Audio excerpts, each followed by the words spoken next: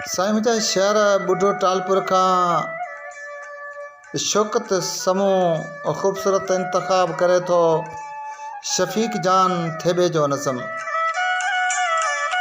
तुंहिंजी एॾी औकात किथे हुई जॾो तोसां प्यार कयोसीं, तुंहिंजी एॾी औकात किथे हुई जॾो तोसां प्यार कयोसीं। तूं ओ साईं चंड न हुए जो दिलि जी धरती रोशन करी हा,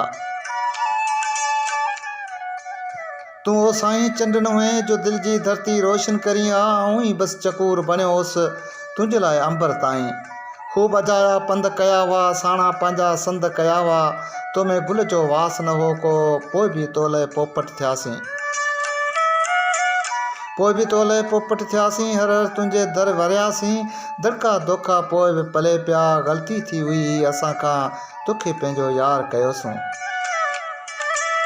तोखे पंहिंजो यार कयोसीं। तुंहिंजी एॾी औकात किथे हुई जॾो तोसां प्यार कयोसीं। तूं का राति अंधारी हुए बसि, तो में हर पल हो अंधेरो छायल। तो में कंडा पियल हुआ सभु, तुंहिंजो अंदरि नाग मिसल हो। तो में ज़हर घणो हो पियल, तूं न वफ़ा जे क़ाबिल हुए। तोखे ख़ूब जफ़ाउनि घेरियो, तुंहिंजो मन बि किंजर किथो हो, तुंहिंजो मन बि किंजर किथो हो। जंहिंमें छोलियूं वफ़ा जूं छुलकनि कारूं जर जे कोरन वांगे। तुंहिंजो तन न उजरो हो को, तुंहिंजे मन में गंद भरियल हो, गंद सां हिकु हिकु संद भरियल हो। क़बरनि जे तूं कुतुबनि वांगे, हर पली वीरान बणियल हुई। ऐं दलस जे तूं वादियुनि वांगे, यार समूरो खंडर हुई तूं। तूं न असांजे क़ाबिल हुई, पोइ तोखे ख़ुदि खां धार कयोसीं।